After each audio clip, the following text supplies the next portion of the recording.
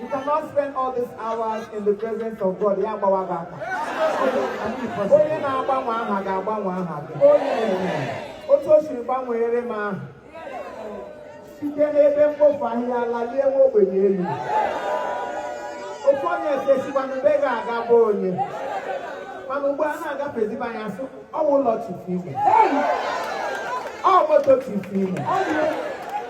Yeah, I won't get to film.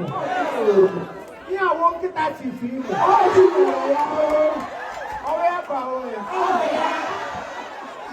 Get out of them with us a little bit. Oh, Gamunga, the Haneko. So, coming to adoration today, I am well pleased. In fact, you go alaga karaka. I'm the mayor of Lord in my house, conquest. I was sick, but now I am no more sick. The healing power of God has come upon me. I don't know what word I got to hear. So what I am doing and dama. When I will got into a song, I asked the Lord at the Lord. Oh, we are for warrior. Oh, that's a show you on you. What am I for your mouth? Hello. God you could. Only as so that only night is the way back. One night, okay. Oh, yeah, I hear adoration every day, every night. Come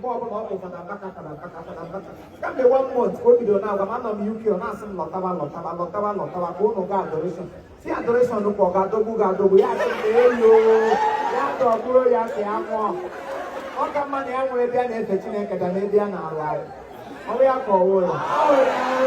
so this morning, now by the call for a move, since I got Enugu, when program na Lagos, so disappoint those people and come and have appointment with God. You say, well, your command is my wish, and my wish is your command. Then our command is our commander. So we are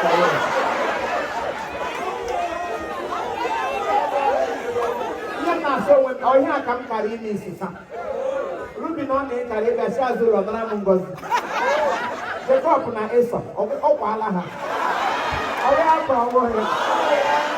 So I will say the hope. I am the CEO of the hope, Mr. Francis Arinze.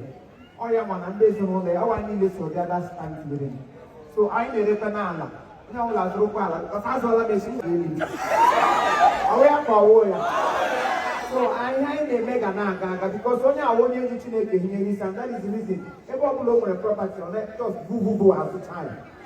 So ebe ọbụla ị hụrụ ndị nze home ụpụrụ anyị okwu na anyị na-agbalị nze home global nze home ventures ọwa iwu nọmba 1 we need an others so wee ka ọwụ ya ndị na-esokwa na anyị na Facebook ndị na-ekiri ihe anyị na-eme ọ ga-adịrị unu na mma unu ga na-eleta obi ọṅụrị unu ga na-elepụ BP ihe mwude a na-akpọzi BP therapy mụ na Maggi ya wuru BP therapy anyị niile wụ pịa ọrụ ya ka ọhụrụ ya ọrịa Chineke gọziere ndị sisters ana m ekele unu ndị ewonu ọ ga-adịrị unu na mma were na aka elu ikele unu ọsị Maggi nọ n'ite ofe agwụ m onye ketara onye adịla m ajụjụ maka mgbe ọzọ m ga-abịa Maggi ga-esoro m maka onye nwaanyị nọ n'ere unu biko next week a ga-eme baza agaghị m abịa I'm going to make them because I'm my life. Come again.